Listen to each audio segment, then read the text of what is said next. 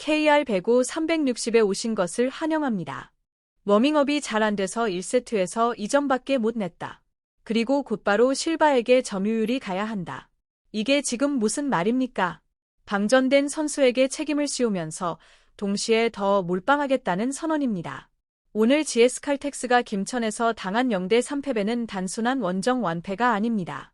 이 경기는 실바 몰빵 배구가 선수 한 명을 어떻게 망가뜨리는지 그 결말이 그대로 찍힌 경기였습니다. 실바는 23점을 올렸습니다. 그런데도 GS는 졌습니다. 열까요? 이 팀은 이미 실바가 터져야만 이길 수 있고 실바가 꺼지는 순간 답이 없는 구조가 되어버렸기 때문입니다.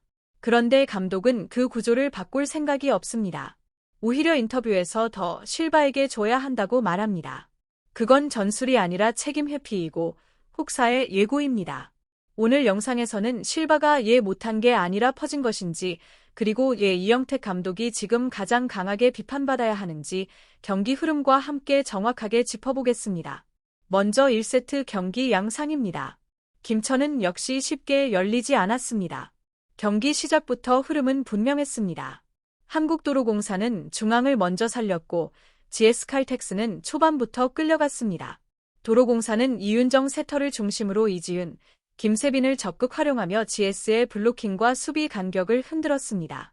특히 이지윤은 1세트에만 5득점, 공격 성공률 100%, 들어오는 공마다 깔끔하게 마무리하며 GS 블로킹을 완전히 무력화시켰습니다.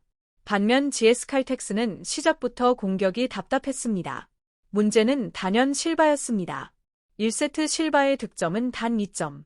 타점도 스윙 스피드도 평소보다 확연히 둔해 보였고 체력 부담이 그대로 드러났습니다. 레이나와 유서연이 버텨보려 했지만 연속 득점 흐름을 만들기에는 역부족이었고 공격은 계속 단발성으로 끊겼습니다. 결국 1세트는 누가 더 잘했느냐의 문제가 아니라 누가 더 준비돼 있었느냐의 차이였습니다. 도로공사가 25대 18로 가져갔고 GS는 아무것도 해보지 못한 채 첫 세트를 내줍니다. 2세트에 들어서며 GS칼텍스는 선택을 바꿉니다. 실바 몰빵입니다. 1세트에서 잠잠했던 실바가 2세트에서는 완전히 살아납니다. 강한 오픈 공격, 어려운 볼 처리까지 해내며 2세트에서만 무려 14득점을 올립니다. GS 공격의 대부분은 실바에게 집중됐고 실바가 점수를 낼 때마다 GS는 어떻게든 버텼습니다. 하지만 문제는 그 다음이었습니다. GS가 숨을 고를 타이밍마다 한국도로공사는 정확하게 흐름을 끊어냈습니다.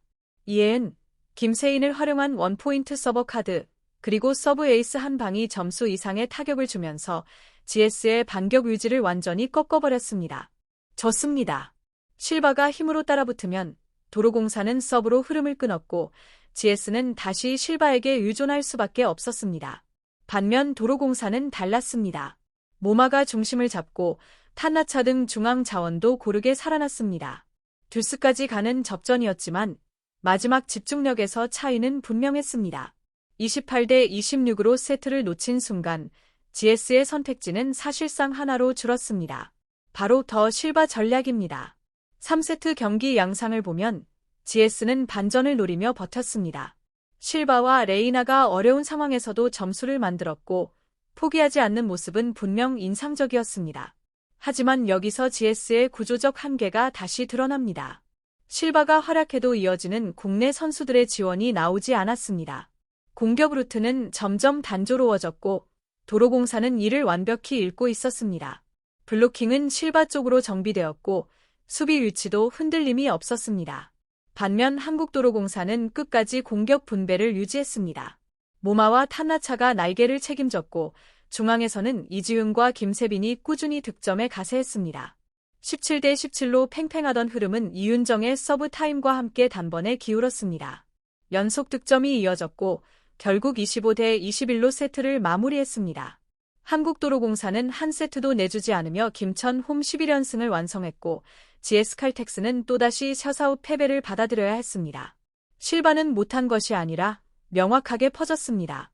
이제 이 경기를 실바가 못했다라고 말하는 건 사실을 왜곡하는 것입니다. 오늘 실바의 흐름은 너무 분명했습니다. 1세트 2점, 2세트 14점, 3세트 7점. 이것은 기복이 아니라 연소 곡선입니다. 초반에는 몸이 움직이지 않았고 중반에는 남은 힘을 전부 쏟았으며 후반에는 다시 떨어졌습니다. 이 의미는 단 하나입니다. 체력 관리에 실패한 상태에서 무리하게 버틴 경기였다는 겁니다. 특히 2세트는 실바의 경기력이 살아난 것이 아니라 실바가 팀을 억지로 끌고 간 세트였습니다. 공격 점유율이 급격히 올라가고 어려운 볼, 높은 볼, 느린 볼 모든 선택지가 실바에게 집중되었습니다.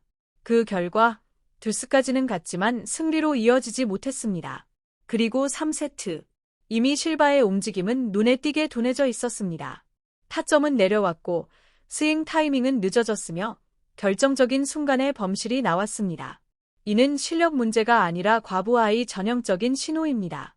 문제는 실바 몰빵 자체가 아니라 그걸 멈출 생각이 없다는 점입니다. GS 칼텍스가 실바에게 의존하는 건 어제 오늘 일이 아닙니다. 하지만 일반적인 팀이라면 외국인 선수가 방전 기미를 보일 때 일반적인 팀은 전술적으로 공격을 분산시킵니다. 국내 날개를 살리거나 중앙 활용을 늘리거나 리시브 라인을 조정하거나 속공 비중을 조절하는 식입니다. 그런데 GS 칼텍스는 그 어떤 변화도 없었습니다. 공격이 막히면 실바, 흐름이 끊기면 실바, 답이 없으면 실바. 이게 전술입니까? 아니면 단순한 의존입니까? 오늘 경기에서 레이나와 유서연, 중앙 자원들의 존재감은 결국 부차적인 옵션에 머물렀습니다. 실바가 점수를 내야만 경기가 이어졌고 실바가 힘들어지자 팀 전체가 같이 무너졌습니다. 이게 바로 몰빵 배구의 현실입니다. 그런데도 이영택 감독은 방향을 바꾸지 않았습니다. 경기 후 인터뷰에서 그는 이렇게 말했습니다. 컨디션은 나쁘지 않았다. 워밍업이 잘 안 된 것 같다. 실바에게 점유율이 가야 한다. 이 말들을 종합하면 결론은 하나입니다. 더 몰빵하겠다는 뜻입니다. 1세트 이점의 원인을 전술이나 구조가 아닌 워밍업 문제로 돌리고 해결책은 또다시 점유율 상승입니다. 이건 선수를 보호하겠다는 발언이 아니라 선수에게 더 짐을 지우겠다는 선언입니다. 이미 실바는 리그에서 가장 많은 공을 받는 선수 중 하나입니다. 체력 부담은 반복해서 지적됐고 경기력 기복의 원인도 명확히 드러났습니다. 그런데도 감독의 해법은 늘 같습니다. 더 줘야 한다. 이건 전술적 고집을 넘어 위험한 신호입니다. 반대로 한국도로공사가 이에 강한지는 명확했습니다. 이 경기에서 한국도로공사가 선두팀인 이유, 김천에서 지지 않는 이유는 분명했습니다. 특정 선수에게 몰리지 않았고 공격 루트가 끝까지 다양했습니다. 모마와 탄나차가 날개를 책임졌고 중앙에서는 이지훈과 김세빈이 꾸준히 득점을 만들어냈습니다. 서브 타임에는 원포인트 서버를 정확한 타이밍에 투입했고 상대가 흐름을 탈 때마다 한 번에 끊어냈습니다. 이건 선수 개인의 문제가 아니라 운영의 차이였습니다. 오늘 GS 칼텍스의 패배는 실바가 못해서가 아닙니다.